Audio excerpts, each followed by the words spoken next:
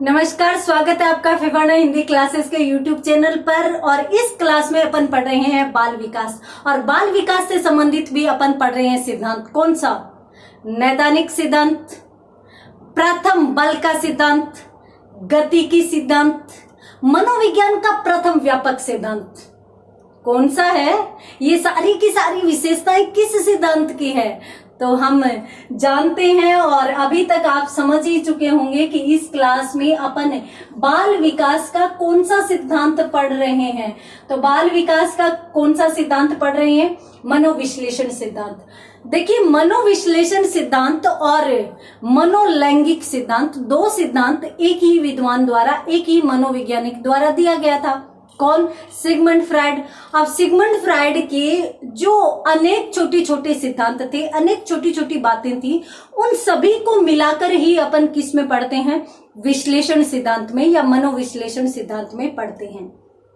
और हम ये भी जानते हैं कि ये एक स्नायु शास्त्री थे, पागल लोगों के डॉक्टर थे। और एक बार इन्होंने किसी पागल से पूछा, भाई तुम पागल क्यों हो? तो उस पागल ने कहा कि साहब मैं पागल नहीं हूं, मेरा दिमाग खराब है। जब उन्होंने इस चीज को समझा, इस प्रश्न पर विचार किया कि भाई एक पागल व्यक्ति ने, पागल व्यक्ति का यूं कहते हैं कि उसके पास दिमाग ही नहीं होता। जब उसके पास दिमाग नहीं है तो उसने इतना गूढ़ उत्तर कैसे दे दिया, भाई मैं पागल नहीं हूं, मेरा तो दिमाग खराब है। तो यहाँ पर उनको एक दिशा मिली कि क्यों न मन का विश्लेषण किया जाए। और यही एक प्रश्न था जिसका उत्तर या जिसके निष्कर्ष के रूप में हमें क्या मिला? हमें मनोविज्ञान में मनोविश्लेषण सिद्धांत मिला। किसके द्वारा रचित? सिगमंड फ्राइड द्वारा रचित।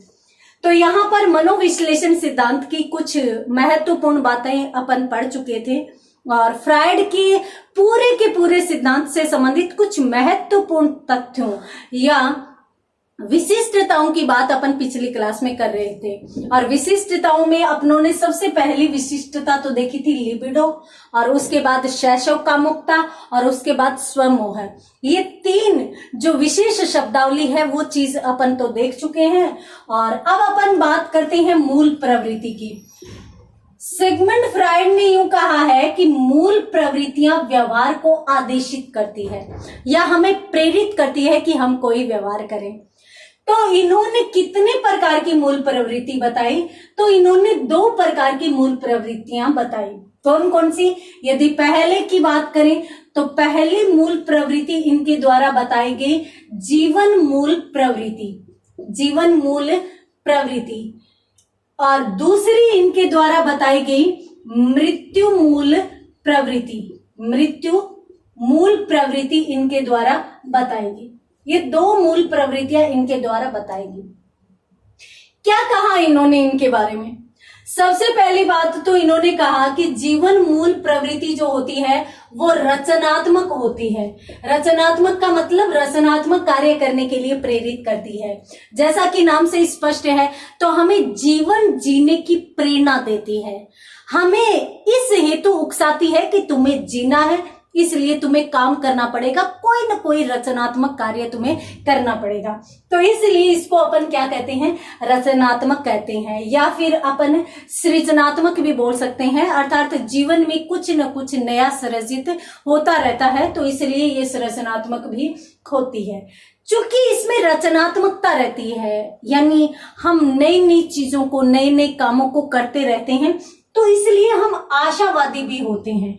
तो यह आशा व विश्वास पर भी निर्भर करती है, आशा व विश्वास पर भी निर्भर करती है। और मनुष्य आशान्वित रहता है, विश्वास करता है, तब वहां पर क्या होता है? तब वहां पर जो व्यक्ति है वो सदैव सकारात्मक रहता है। तो इस मूल प्रवृत्ति को अपन सकारात्मक मूल प्रवृत्ति भी कह सकते हैं। इसको नाम क्या दिया फ्राइड ने? फ्राइड ने इसको नाम दिया इरोस, इरोस नाम दिया। तो यहाँ पर अपन क्या पढ़ रहे हैं? फ्राइड द्वारा बताई गई दोनों मूल प्रवृत्तियां। जीवन मूल प्रवृत्ति जिसे फ्राइड ने इरोस कहा है, जो सकारात्मक होती है, रचनात्मक होती है, आशा एवं विश्वास पर निर्भर करती है। ठीक है। ये प्रवृत्ति ऐसी है जो कभी भी नष्ट करने की प्रेरणा नहीं देती, वो कोई ना कोई सृजन करने की प्रेरणा देती है। उसके बाद यदि अपन बात करें मृत्यु मूल प्रवृत्ति की, तो जहां पर ये इरोस कहलाती है, तो फ्रायड के अनुसार ये थैनेटोस कहलाती है। थैनेटोस भी आता है, थैनेटोस भी आता है, तो थैनेटोस कहलाती है। ये सकारात्मक होती है तो ये नकारात्मक होती है। ये रचनात्मक होती है तो ये विध्वंसात्मक होती है। और ये आशा एवं विश्वास पर तो ये निराशावादी होती है। अर्थात इस प्रवृत्ति से हम पीछे की तरफ जाएंगे, हम निराश होते जाएंगे, हम हमेशा ध्वंस करते जाएंगे। ध्वंस का मतलब हम चीजों को खत्म करेंगे। जैसे संबंधों को, मान लीजिए कि कोई व्यक्ति है, उसका विश्वास टूट गया, वो निराशावादी हो जाएगा और फिर वो उन्हीं रिश्तों को ही खत्म करने की सोचेगा। तो यहाँ पर ये जो मूल प्रवृत्ति होती है, ये नकारात्मक धारणाएं हमारे मस्तिष्क में डालती हैं, विध्वंसात्मक होती है, निराशावादी होती है, और ये थैनेटोस कहलाती है। तो स्क्रीनशॉट लीजिए, अत्यंत महत्वपूर्ण बातें हैं, शॉर्ट एंड स्वीट रूप में आपको बताई गई है। और प्रश्न यदि इनसे संबंधित आया तो इससे बाहर कहीं भी जाने वाला नहीं है। अब अपन पढ़ते हैं आगे। यहां पर इसी के साथ अपनों ने फ्रायड का जो पहला सिद्धांत है, मनोविश्लेषण सिद्धांत, वो अपनों ने कंप्लीट किया है। और इसके साथ ही अपनों ने फ्रायड के सिद्धांतों से संबंधित जो भी महत्वपूर्ण बातें हैं वो सभी की सभी क्लियर की है। अब अपन बात करते हैं फ्रायड द्वारा रचित दूसरे सिद्धांत की। तो फ्रायड ने दूसरा सिद्धांत कौन सा दिया है? फ्रायड ने दिया है मनोलैंगिक विकास का सिद्धांत।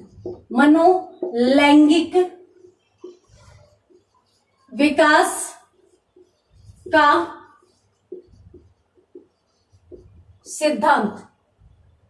मनोलैंगिक विकास का सिद्धांत जनक कौन? Sigmund Freud. देखिए, मनोलैंगिक विकास का सिद्धांत का मतलब है कि मन का विकास किस प्रकार से होता है, मन का विकास और लिंगों का विकास। ठीक है, मन व लिंग का विकास किस प्रकार से होता है, अर्थात मनुष्य विभिन्न अवस्थाओं में किस प्रकार से विकास करता है, मन व मस्तिष्क के रूप में भी, लैंगिक के रूप में भी किस प्रकार से विकास करता है। और यहां पर भी जो इन्होंने बताई थी कि भाई फ्रायड के अनुसार मूल प्रवृत्तियां व्यवहार की प्रेरक होती है, तो इन्होंने है वो सभी मूल प्रवृत्तियों में केंद्र किसको माना है? लिबिडो को माना है। लिबिडो यानी काम भावना जो मनुष्य को सुख प्रदान करे। तो यहां पर इन्होंने यूं कहा है कि लिबिडो जन्मजात होती है, अर्थात जन्म से ही मनुष्य में होती है, और वह व्यक्ति के व्यवहार को प्रेरित करती रहती है, व्यवहार को प्रेरित करती है। और साथ साथ इन्होंने कहा कि ये अंत तक यानी प्रत्येक अवस्था में बालक के व्यवहार को प्रेरित करती है। अब प्रत्येक अवस्था में जब ये प्रभावित करती है बालक के व्यवहार को, तो प्रत्येक अवस्था में किस किस रूप में कैसे कैसे उन पर प्रभाव पड़ता है, तो इन सब का विश्लेषण इन्होंने इस सिद्धांत के अंतर्गत किया। इन्होंने मनोलैंगिक विकास की अवस्थाएं बताई, और इसलिए कुछ किताबें इन्हें इनके द्वारा रचित या इनके द्वारा दिए गए इस सिद्धांत को मनोलैंगिक विकास की अवस्थाओं का सिद्धांत भी लिखती है। कुछ किताबें हैं वो मनोलैंगिक विकास की अवस्थाओं का सिद्धांत इस प्रकार से भी इस सिद्धांत को लिखती है। क्यों? क्योंकि इसमें फ्रायड ने अवस्थाएं बताई है और विकास की मुख्य प्रारंभिक 5 अवस्थाओं का चित्रण इन्होंने किया है, और इन 5 अवस्थाओं में किस प्रकार से बालक प्रभावित होता है और किस प्रकार से लिबिडो उन्हें प्रभावित करती है, इन सभी चीजों का विश्लेषण इन्होंने किया है। तो अब अपन आगे सभी अवस्थाओं में बालक के विकास को पढ़ेंगे। पहले यहाँ पर आप इस चीज का स्क्रीनशॉट लीजिए, ठीक है। तो एक तो याद रखना है लिबिडो, और जो बालक में जन्मजात होती है, कौन कौन से अवस्था में, जैसे जैसे मन का विकास होता है वैसे वैसे उस लिबिडो का प्रभाव किस क्षेत्र में जाता है, कौन से अंग में जाता है, वो सारी की सारी चीजें अपन यहाँ पर देखने वाले हैं। अभी अपनों ने देखा कि फ्राइड के अनुसार अवस्थाएं कितनी होती हैं, 5 अवस्थाएं होती है, ठीक है। 5 अवस्थाएं फ्राइड के अनुसार होती है। तो अवस्थाएं कुल 5। कौन कौन सी अवस्थाएं होती हैं? पहली अवस्था, फ्राइड के अनुसार पहली अवस्था होती है मुखीय अवस्था, मुखीय या मुखावस्था, मुखावस्था। इसकी उम्र क्या बताई है? फ्राइड ने बताई है 0 से 1 वर्ष। यहां पर मैं आपको बता देती हूं कि बहुत सी किताबें जन्म से 18 मास भी लिखती है, 18 मास भी लिखती है। ये ऑथेंटिक माना गया है, ऑथेंटिक बुक से लिया गया है। तो आप पहले तो इसी को ध्यान में रखेंगे। अगर ये विकल्प नहीं हो तो आप जन्म से 18 मास कर सकती हैं। तो जन्म से या 0 से 1 वर्ष इसकी उम्र मानी है। अब इस उम्र में क्या होता है? इस उम्र की बात यदि करें तो देखिए, बालक की जो लिबिडो है या बालक की जो कामेच्छा है वो इस उम्र में किस अंग में निहित होती है? तो जो यौन ऊर्जा है, या फिर अपन यूं कहें कि लिबिडो जो है उसकी उपस्थिति का केंद्र, उपस्थिति का केंद्र कौन होता है? मुख होता है। अर्थात बालक इसकी संतुष्टि मुख द्वारा करता है। कैसे करता है? वो चूस कर करता है, चूस कर या काट कर, चूस कर या काट कर वो इसकी संतुष्टि करता है। अब बालक क्या करता है? बालक देखिए, इसी अवस्था में तो माँ का दूध पीता है, दूध पीता है चाहे वो निप्पल से पिए, तो दूध पीता है तो उसमें भी वह चूसने की क्रिया करता है। इसके साथ साथ आपने देखा होगा कि इसी अवस्था का बालक ज्यादा अंगूठा चूसता है, और ज्यादा मतलब 1 साल का होते होते वो काटने भी लगता है। तो ये जो अवस्थाएं हैं या ये जो क्रियाएं हैं वो सिर्फ और सिर्फ 1 वर्ष तक ज्यादा देखने को मिलती है। क्यों? क्योंकि बालक की लिबिडो का केंद्र कौन है? मुख है, और उसे इन क्रियाओं में अत्यंत आनंद की अनुभूति होती है, और वह इसी मुख द्वारा ही अपनी इस लिबिडो की संतुष्टि यहां पर करता है। और यहां पर यह भी कहा जाता है कि यदि यहां पर वह अपनी लिबिडो की पूर्ण संतुष्टि कर लेता है तो बालक संतुष्ट रहेगा। बालक में इस प्रकार की प्रवृत्ति बाद में जाकर कहीं भी किसी भी प्रकार की विनाशात्मक प्रवृत्ति को जन्म नहीं देगी। हाँ, यदि ये संतुष्ट नहीं होती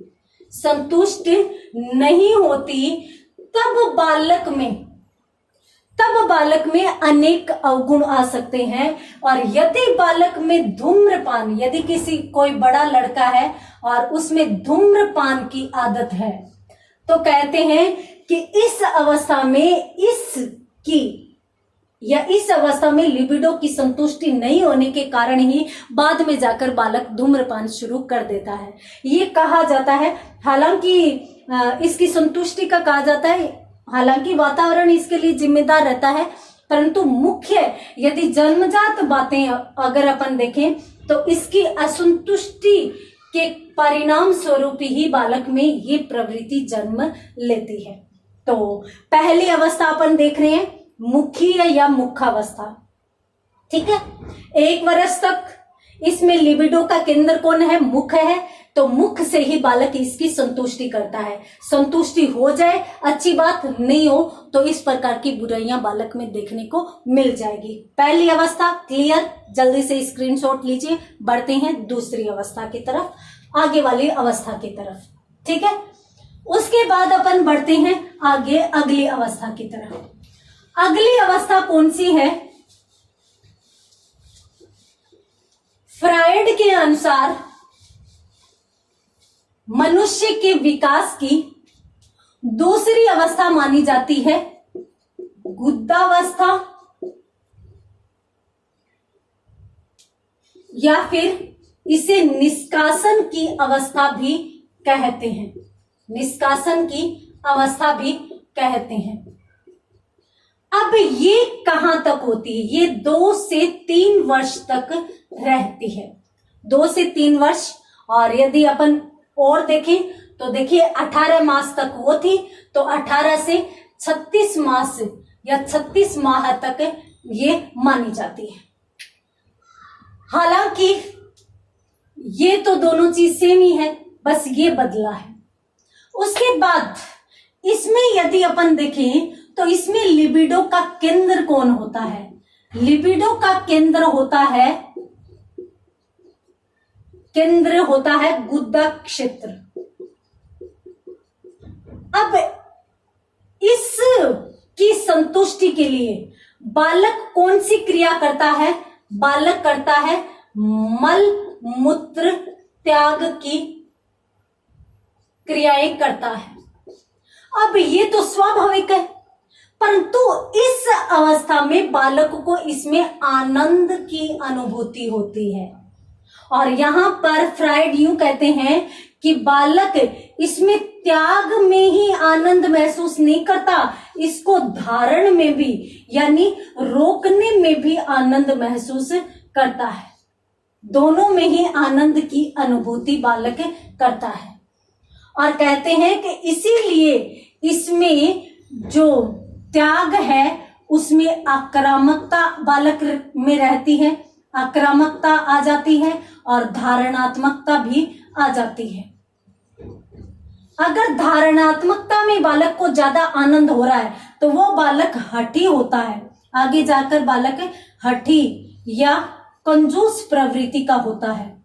यहीं से ही अपने को इस चीज के बारे में पता लग जाता है कि बालक हठी होगा या कंजूस होगा। अब इसका मतलब क्या है? देखिए यहां पर वो मल मूत्र को रोकने में आनंद को महसूस कर रहा है। अगर रोकने में आनंद की अनुभूति कर रहा है, इसका मतलब वो किसी भी चीज को किसी को देना नहीं चाहता, तो इसलिए वो आगे जाकर कंजूस हो जाता है, हठ की प्रवृत्ति में आ जाता है।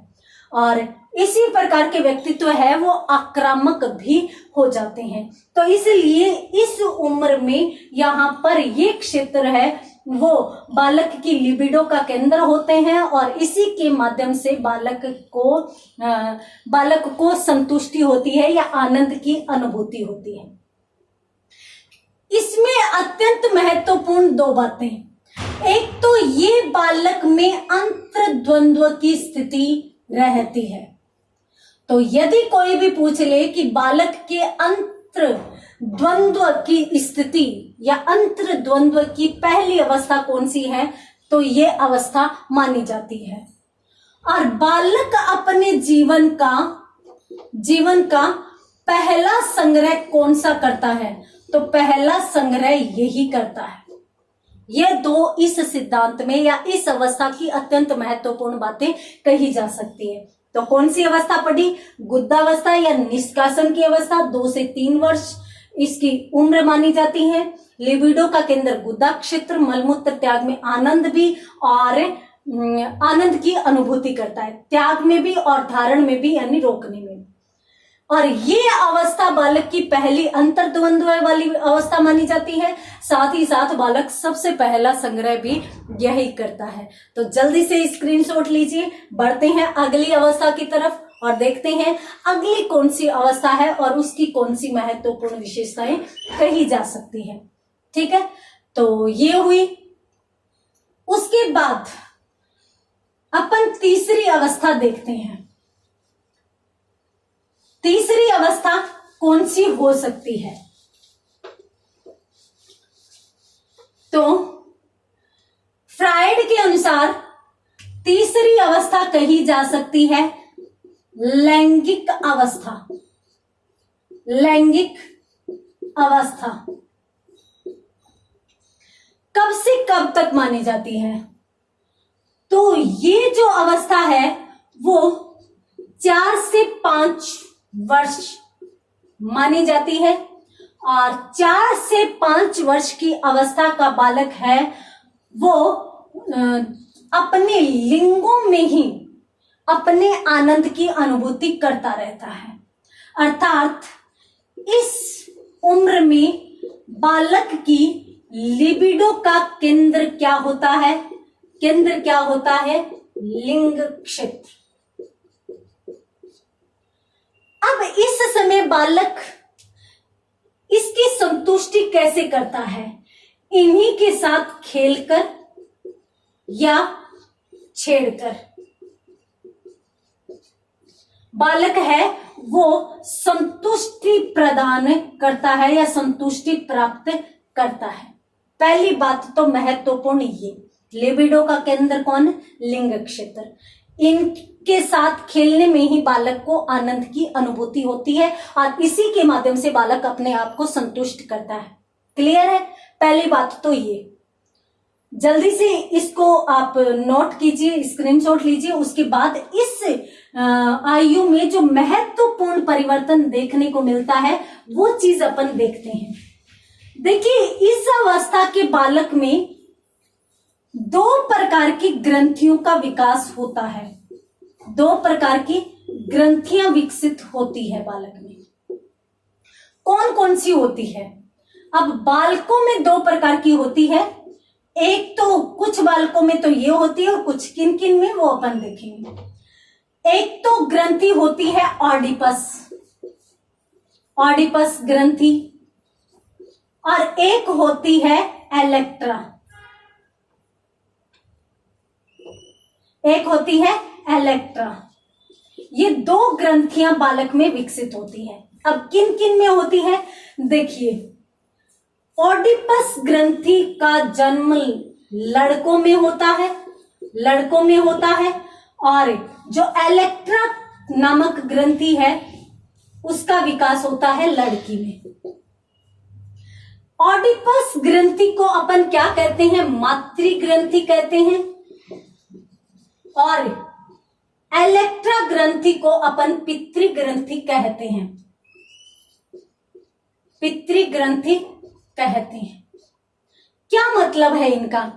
इनका मतलब यह है कि इस अवस्था का जो बालक है उसमें यदि बालक लड़का है, यानी इस अवस्था का कोई लड़का है, कोई बालक है, उसमें ऑडिपस नामक ग्रंथि विकसित होगी और जिसके कारण उसमें मातृत्व के प्रति प्रेम उमड़ेगा, अर्थात मां के प्रति प्रेम भावना उसमें रहेगी। अर्थात लड़का अपनी मां से प्रेम ज्यादा करेगा। और उसके बाद यदि कोई इस अवस्था की लड़की है तो उसमें एलेक्ट्रा ग्रंथि विकसित होगी और एलेक्ट्रा ग्रंथि के प्रभाव से वह अपने पिता से प्रेम करेगी, पिता के प्रति आकर्षित होगी। और आपने देखा होगा कि पिता की प्रिय तो बेटियां होती हैं और माता के प्रिय बेटे होते हैं। कारण यही हो जाता है कि ये बच्चे अपनी मां की तरफ आकर्षित होते हैं, ये अपने पिता की तरफ ज्यादा आकर्षित होते हैं, तो इनमें भी इनके प्रति प्रेम अधिक हो जाता है। तो ये इस अवस्था की महत्वपूर्ण बात थी जो फ्रायड ने यहां पर बताई है। कौन सी अवस्था में? तीसरी अवस्था में बताई है। तीसरी अवस्था कौन सी है? लैंगिक अवस्था, जो 4 या 5 वर्ष में रहती है और इसमें 2 प्रकार की ग्रंथियां विकसित होती है और इसकी लिबिडो का केंद्र लिंग क्षेत्र होता है। क्लियर है? स्क्रीनशॉट लीजिए। बढ़ते हैं आगे वाली अगली अवस्था की तरफ। तो अगली अवस्था कौन सी है? वो अपन यहाँ पर अब इस क्लास में देखते हैं। ये हुआ। उसके बाद जो चौथी अवस्था है वो कौन सी है? फ्रायड के अनुसार मनोलैंगिक विकास की जो चौथी अवस्था है, फ्रायड के अनुसार मनोलैंगिक विकास की जो चौथी अवस्था है वो कौन सी है? वो है सुषुप्तावस्था। सुषुप्तावस्था, इसे प्रसुप्ति अवस्था, प्रसूति मत कर देना, प्रसूति अलग होता है, प्रसुप्ति अवस्था भी कह सकते हैं। साथ साथ इसे अव्यक्ता अवस्था भी कह सकते हैं। अव्यक्ता अवस्था भी कह सकते हैं। कौन सी अवस्था में या कौन सी उम्र में रहती है? देखिए 6 से 12 वर्ष तक यही अवस्था मानी जाती है। और ये अवस्था कौन सी अवस्था आ जाती है? बाल्यावस्था आ जाती है। अब बाल्यावस्था जब आ जाती है, बालक जब 6 वर्ष की उम्र में प्रवेश कर जाता है, चाहे बालक हो चाहे बालिका हो, 6 वर्ष में प्रवेश कर जाते हैं, तो 6 वर्ष के बाद वो खेल में अधिक आनंद लेते हैं, खेल में आनंद लेने लगते हैं और वो बाहरी वातावरण के संपर्क में आते हैं, बाहरी वातावरण के संपर्क में अधिक आते हैं।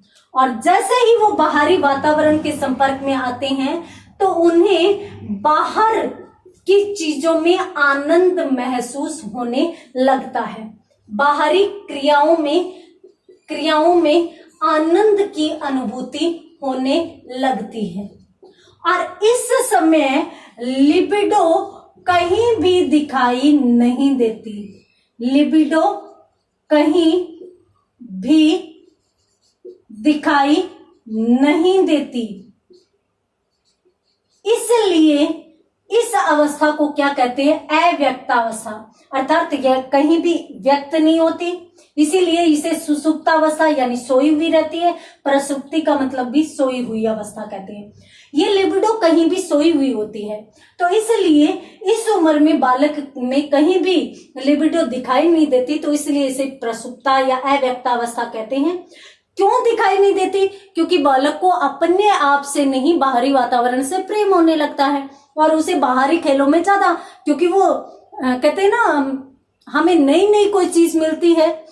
याद कीजिए उस समय को जब नए नए फोन, लैंडलाइन फोन लगे थे, तो उस समय इतना होता था, इतना आनंद आता था कि जब भी घंटी बजती थी भागते थे फोन उठाने के लिए। घर में जितने भी लोग होते थे, मैं उठाऊंगा, इस प्रकार की बातें होती थी।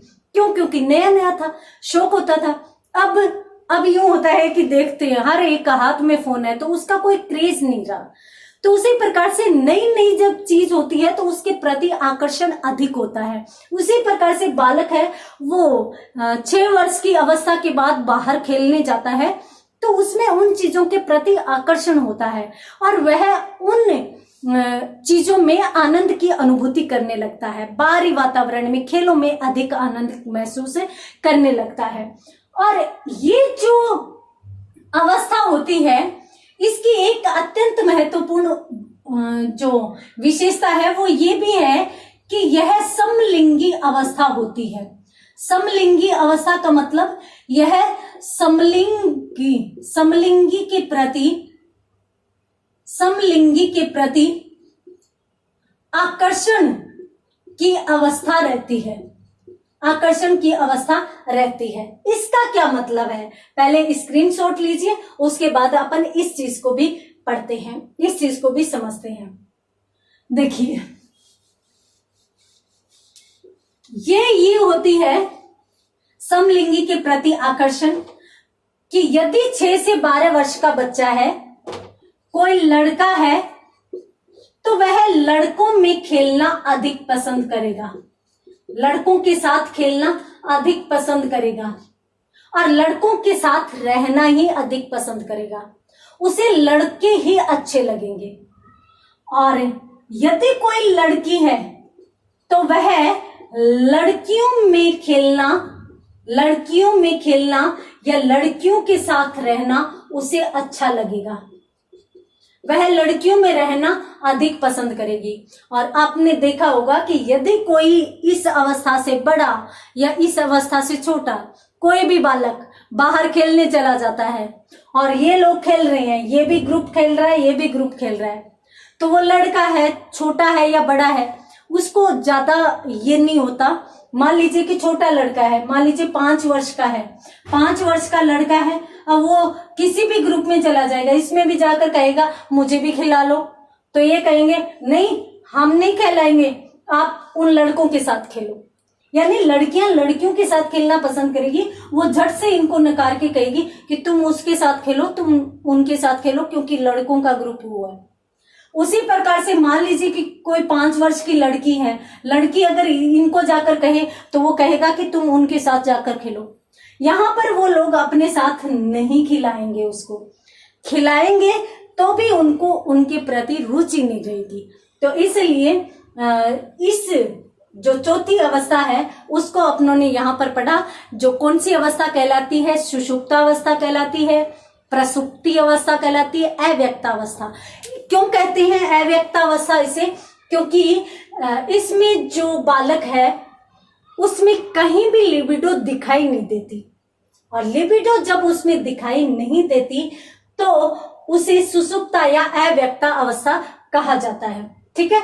और समलिंगी के प्रति आकर्षण, ये इसमें महत्वपूर्ण बात रहती है। ठीक है। जिस प्रकार से लैंगिक अवस्था में जो 2 ग्रंथियों का विकास है वो महत्वपूर्ण है, उसी प्रकार से इसमें समलिंगी के प्रति आकर्षण है वो अत्यंत महत्वपूर्ण माना जाता है। तो इसमें भी स्क्रीनशॉट लीजिए। बढ़ते हैं अपन अगली अंतिम अवस्था की तरफ, 5वीं अवस्था की तरफ। 5वीं अवस्था कौन सी है और क्या है उसमें? यदि अपन 5वीं अवस्था मनोलैंगिक विकास की जो कितनी अवस्थाएं बताई है फ्रायड ने, या कितनी अवस्थाओं तक का चित्रण किया है? कुल 5 ही है। और 5वीं ये जो अंतिम अवस्था है उसे कौन सी अवस्था कहते हैं? जननेंद्रिय अवस्था। जननेंद्रिय अवस्था। इस अवस्था में आयु क्या होती है? देखिए, ये बालक में 13 वर्ष से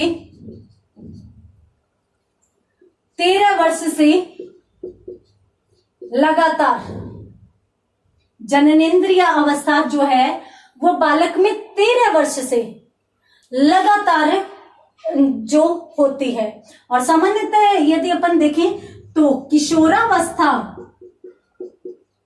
इसकी उम्र है वो मानी जाती है, क्योंकि 13 से 18 तक किशोरावस्था मानी जाती है। तो 13 से 18, 12 से 18 मान सकते हैं, तो 12 तो खत्म हो जाती है बाल्यावस्था में, और 13 से 18 की अवस्था कौन सी होती है? किशोरावस्था। और ये किशोरावस्था की अवस्था ही होती है। इसमें इस अवस्था में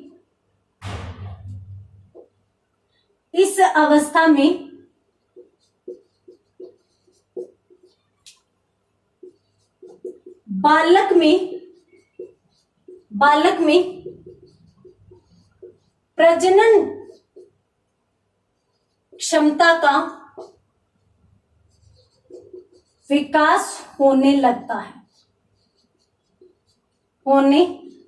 है। पहली महत्वपूर्ण बात ये, बालक का मतलब बालक हो चाहे बालिका हो, चाहे कोई लड़का हो चाहे लड़की हो, तो इस उम्र में प्रजनन क्षमता में विकास होने लगेगा। तो ये चीज नोट कीजिए। उसके बाद अपन देखते हैं दूसरी। देखिए, इस अवस्था में लिबिडो कहां निवास करेगी? तो लिबिडो का केंद्र जो है जननांग होते हैं। जनन के अंग या प्रजनन के जो अंग हैं वही इनकी लिबिडो का केंद्र होते हैं। तो इसी प्रकार की क्रियाओं में ही बालक को आनंद की अनुभूति होती है और इनकी संतुष्टि वो इसी प्रकार की क्रियाओं को करने में ही कर सकते हैं। तो इसलिए इस अवस्था का जो बालक है, वो ये जो किशोरावस्था का या इस अवस्था का बालक है, वो इस प्रकार की क्रियाओं की तरफ अधिक आकर्षित होता है। और चूंकि इस प्रकार की क्रियाओं में आकर्षित होता है, तो इसलिए इसको विषम लिंगी अवस्था भी कह सकते हैं या कहते हैं। विषम लिंगी अवस्था अर्थात इसमें बालक है वो अपने से विषम लिंगी के प्रति आकर्षित अधिक होता है, अपने से विपरीत लिंगी के प्रति आकर्षित होता है लड़का लड़कियों के प्रति और लड़कियां लड़कों के प्रति अधिक आकर्षित होते हैं। तो 5वीं अवस्था पढ़ी अपनों ने, जो 13 वर्ष के बाद लगातार होती है, जिसे जननेंद्रिय अवस्था कहा जाता है। तो जल्दी से स्क्रीनशॉट लीजिए और यहाँ पर मनोलैंगिक विकास की 5 जो अवस्थाएं हैं वो सारी की सारी अपनों ने बहुत अच्छे से पढ़ ली है। तो सिगमंड फ्राइड की मनोलैंगिक विकास में 5 अवस्थाएं अपनों ने पढ़ी। अब अपन देखते हैं कि इन्होंने कौन कौन से बातों पर जो विशेष प्रभाव डाला है। देखिए, सबसे पहली बात, सिगमंड फ्राइड ऑस्ट्रिया के मनोवैज्ञानिक थे, ठीक है, वियना ऑस्ट्रिया के रहने वाले थे, स्नायु शास्त्री थे, परंतु चारकोट के संपर्क में आने के बाद मनोचिकित्सक बने। और मनोचिकित्सक बने तो किनका इलाज करते थे? पागलों का इलाज करते थे। ये पागलों के डॉक्टर बने, पागलों के डॉक्टर बने। और कहां बने? पिंसी नगर, पिंसी हॉस्पिटल में ये पागलों का इलाज करते थे। उसी समय इन्होंने एक पागल से प्रश्न किया, भाई तुम पागल क्यों है? तो उसने कहा कि मैं पागल नहीं हूं, मेरा दिमाग खराब है। वैसे ही उनका दिमाग एक्टिव हुआ, अर्थात उन्होंने सोचा कि जब पागल व्यक्ति कुछ सोच ही नहीं सकता, कहते हैं कि पागल के दिमाग ही नहीं होता, तो फिर वो इस प्रकार के उत्तर कहां से ढूंढ कर लाता है अगर उसके पास दिमाग नहीं है। तो फिर इन्होंने अध्ययन प्रारंभ किया, और अध्ययन प्रारंभ किया तो इन्होंने सबसे पहले मन का विश्लेषण किया, मन या मस्तिष्क का विश्लेषण किया। और मन व मस्तिष्क का विश्लेषण करते हुए इन्होंने अचेतन को सबसे अधिक प्रभावशाली बताया, जो हमारे मस्तिष्क का सबसे बड़ा हिस्सा है, जो हमारे मस्तिष्क का सबसे बड़ा भाग है, अचेतन मन। ये कितना है? ये 90% हिस्सा हमारे मस्तिष्क का होता है, और इसी में ही सभी की सभी दमित इच्छाएं भी होती है। जब इनमें दमित इच्छाएं होती है और ये सबसे बड़ा होता है, तो फ्रायड ने अध्ययन करते हुए यूं कहा कि ये जो जवाब आते हैं वो कहीं न कहीं इससे प्रेरित होते हैं। किससे प्रेरित होते हैं? अचेतन से प्रेरित होते हैं। इन्होंने ये भी कहा कि ये जो अचेतन है ये हमारे व्यवहार को सबसे अधिक प्रभावित करता है। साथ ही साथ इन्होंने ये भी कहा कि ये एक ऐसी अवस्था है जो स्वप्न की अवस्था है। कौन सी अवस्था? स्वप्न की अवस्था है। और इन्होंने कहा कि मनुष्य की जो इच्छाएं जागृत अवस्था में पूरी नहीं हो पाती, उनको वह स्वप्न अवस्था में पूरी करके भी संतुष्टि करता है। और काफी बार आपने देखा होगा कि आपने सोते हुए स्वप्न लिया और आपको स्वप्न कहीं भी याद ही नहीं है। क्यों होता है ऐसा? वो इसलिए होता है क्योंकि स्वप्नावस्था में आपके मस्तिष्क में जो दमित इच्छाएं थी वो ही आती है, और दमित इच्छाएं कहां पर होती है? हमारे अचेतन मन में होती है। और फ्रायड यूं कहते हैं कि अचेतन मन की बातों को आप चाहकर भी याद नहीं कर सकते। हाँ, कभी कभार समय व परिस्थिति एक जैसी हो जाती है तो अचानक अवश्य प्रकट हो जाती है, परंतु आप चाहकर उनका प्रत्याहन नहीं कर सकते। जैसे अपन अवचेतन मन के अंतर्गत करते हैं। अवचेतन में कुछ चीजें ऐसी होती है जिनको अपन प्रयास करके याद कर लेते हैं। तो इसलिए इन्होंने है वो सर्वाधिक प्रभाव किसका बताया, अचेतन मन का बताया, और कहा कि हमें सर्वाधिक जो प्रभावित करने वाला होता है वो अचेतन मन ही होता है। इसी में ही दमित इच्छाएं होती है, यही हमारे व्यवहार को प्रेरित करता है, यही हमारे व्यवहार को गति प्रदान करता है, और इसीलिए इसको गतिकी का सिद्धांत भी कहा जाता है। गतिकी का, इनके सिद्धांत को, फ्राइड के सिद्धांत को गतिकी का सिद्धांत कहते हैं। नैदानिक, निदान करने वाला सिद्धांत कहते हैं। प्रथम बल का सिद्धांत कहते हैं, और साथ साथ प्रथम व्यापक सिद्धांत भी कहते हैं। व्यापक सिद्धांत क्यों कहते हैं, क्योंकि सबसे पहले मन व मस्तिष्क की व्यापक प्रस्तुति यदि किसी ने दी तो वो फ्राइड थे। तो इसलिए इनके सिद्धांत को क्या कहा जाता है, सर्वाधिक व्यापक सिद्धांत भी कहा जाता है। ठीक है, क्लियर। यहां पर इन नामों को आप नोट कर लीजिए। एक दो चीजें महत्वपूर्ण और हैं जो अपन यहां पर देख लेते हैं।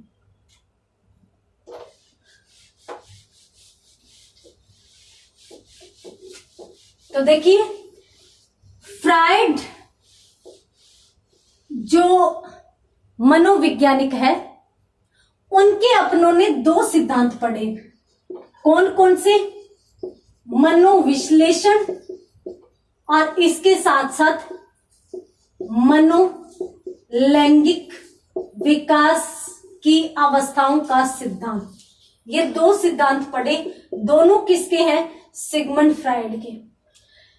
यहां पर आपको मैं बता देती हूं कि सबसे पहली क्लास से अब तक मैं बताती आ रही हूं कि फ्राइड की जो छोटी छोटी बातें हैं, छोटे छोटे सिद्धांत है, उन सभी सिद्धांतों से मिलकर ही फ्राइड का मनोविश्लेषण बना हुआ है।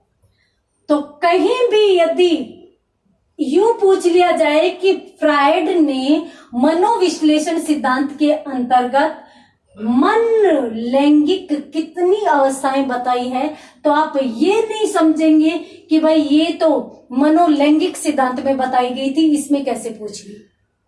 फ्राइड का मोटे तौर पर या व्यापक सिद्धांत कौन सा है, मनोविश्लेषण सिद्धांत है, और इसमें ये सारी की सारी चीजें शामिल रहती हैं। तो व्यापकता में यदि अपन देखें तो यही माना जाएगा, मनोविश्लेषण ही माना जाएगा। इसके अंतर्गत ही ये चीज थी, बाद में इसका नाम रख दिया गया मनोलैंगिक विकास की अवस्थाओं का सिद्धांत, और ये क्या हुआ, सिगमंड फ्राइड की देन। दूसरी बात देखिए, ये सिद्धांत है वो अपनों ने यहाँ पर बाल विकास में पढ़ा, परंतु इसको व्यक्तित्व में भी पढ़ा जाता है, व्यक्तित्व के सिद्धांतों में भी पढ़ा जाता है। क्यों, क्योंकि ये सारी की सारी चीजें इन्होंने जो बताई है वो व्यक्तित्व को प्रभावित करने वाली बताई है। ठीक है, और इसके साथ साथ इन्होंने एक चीज और भी बताई है कि बालक है वो यदि कहीं भी मतलब उसमें यदि चेतन अचेतन अवचेतन के मध्य यदि संघर्ष की स्थिति आ जाए, इदम अहम परम अहम के मध्य यदि संघर्ष की स्थिति आ जाए, तो बालक कुसमायोजित हो जाता है, और साथ साथ बालक में दुश्चिंताएं भी पनपने लगती है। तो ये इनके सिद्धांत की महत्वपूर्ण बात है। इन्होंने यूं कहा है कि सारी की सारी स्थितियां जिस प्रकार से बालक में है उसी प्रकार से यदि विकसित होती रहे, उनको सही दिशा मिलती रहे, तभी तक बालक सामंजस्य व संतुलन बनाए रखेगा। यदि उनमें कहीं भी ऊपर नीचे कुछ भी हो जाता है तो बालक कुसमायोजित होगा और उसे दुश्चिंताएं घेर लेगी। और फ्राइड ने दुश्चिंता का भी बहुत विश्लेषण किया, गूढ़ विश्लेषण किया था, और इन पर भी विचार विमर्श करते हुए इन्होंने कई प्रकार की दुश्चिंताएं भी बताई थी, जो अपन यहाँ पर नहीं पढ़ेंगे। ठीक है, अपने को सिर्फ यहाँ पर ये देखना है कि कहीं भी असंतुलन की अवस्था होने पर दुश्चिंताएं जन्म लेती हैं। इसके साथ साथ अपनों ने जो चेतन पढ़ा, अपनों ने जो अचेतन पढ़ा, अपनों ने जो अवचेतन पढ़ा, उन सभी में अपनों ने क्या देखा? देखिए, ये सुख से प्रेरित होगा, ये किस से प्रेरित होगा? ये सामान्यतः वास्तविकता से प्रेरित होगा, वास्तविकता से प्रेरित होगा। और ये किस से प्रेरित होगा? आदर्शों व मूल्यों से प्रेरित होगा, मूल्यों से प्रेरित होगा। तो यहाँ पर आज की क्लास में अपनों ने फ्रायड से संबंधित या फ्रायड के जो 2 सिद्धांत थे, मनोविश्लेषण और मनोलैंगिक विकास, दोनों सिद्धांतों को कंप्लीट किया। बहुत अच्छे से हर पक्ष पर विचार करते हुए किया। उम्मीद करती हूँ आपको समझ में आया होगा। मिलते हैं अगली क्लास में अगले सिद्धांत के साथ। तब तक के लिए धन्यवाद।